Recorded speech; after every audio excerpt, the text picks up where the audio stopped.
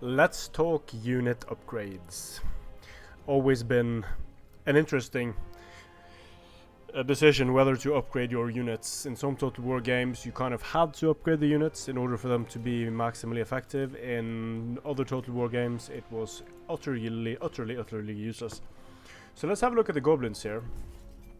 It costs 25 to give them a single chevron, and let's see here, 40 for the silver chevrons, 40 for the gold chevrons, and then it seems to be a percentage of the unit's cost. So let's have a look at the black orcs.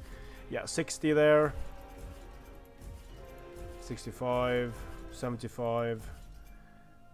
So it increases with the unit's cost, the unit's price.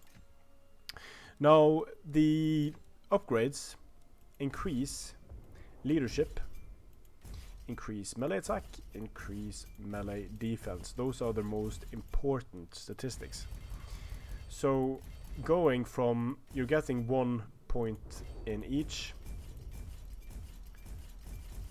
And let's see, the thing is though that you're getting a sturdy unit. It won't run away as easily, it won't break as easily, it will hit more, it will get hit less often.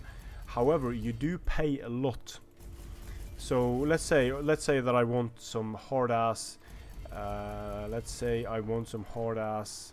black orcs. I want nigh unbreakable black orcs.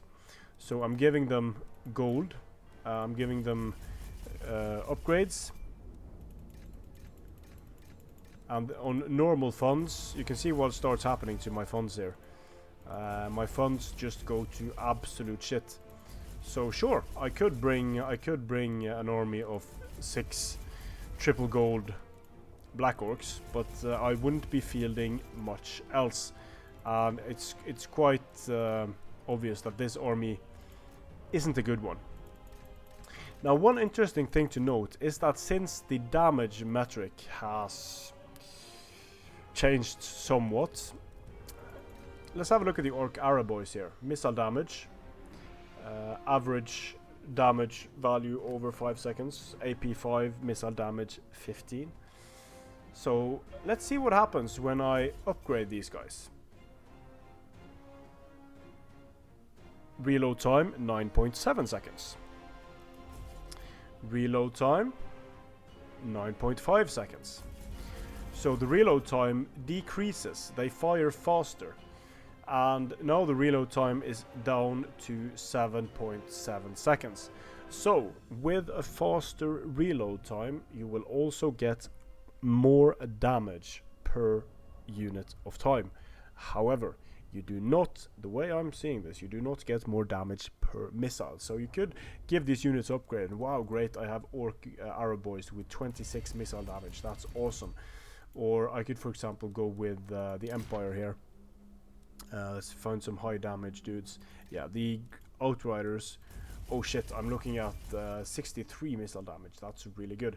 But what you've done here is you've just decreased the amount of reload time on these units. So the reload time on the Pistoliers, 8.1 seconds, fairly low.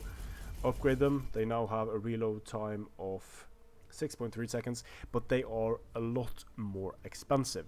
So in campaign, great, you can deal damage faster to the enemy and really at no cost, since you don't pay more for your triple gold units. However, in multiplayer, you pay more, you put more points into a unit that does more damage per unit of time, but that is just as easily taken off the field. That doesn't have any defense to speak of against missiles, and upgrading missile units, don't find it to be worth it. Upgrading certain melee units can be worth it if you have a few odd funds to spare. Let's just say you have a Vampire Count's army here, and it consists of a few Graveguard, a few Skeleton Spears, for example, just making a rather silly army here. Yeah, let's say this is your army. You could of course bring some better units. Let's see here, but you could also, let's see if he's mounted the way, yeah, he's mounted. So yeah, let's say you want to upgrade the zombies. So an upgrade for the zombies costs 18, and for that 18 you're getting 1 point of melee attack, 1 point of melee defense, and 1 point of leadership. Whether it's worth it, you could just throw an upgrade at them and you wouldn't be able to afford an extra unit anyway. But the thing is, if you're able to afford an extra unit, always bring the extra unit. Because if you're looking at a unit like the Goblin Archers here, for example, the Goblin Archers end up costing almost twice as much when you upgrade them, and 2 units will do a lot more damage than 1 unit in every single scenario. So upgrades in campaign, they sort of happen by themselves, and you get certain bonuses from research and winning battles and doing things on the battlefield. Sure, that's useful. In multiplayer, upgrades are useless, which is too bad, because customizing units is an integral part of the Warhammer game. It's just that it's been dumbed down a lot for Total War. Strength and Honor.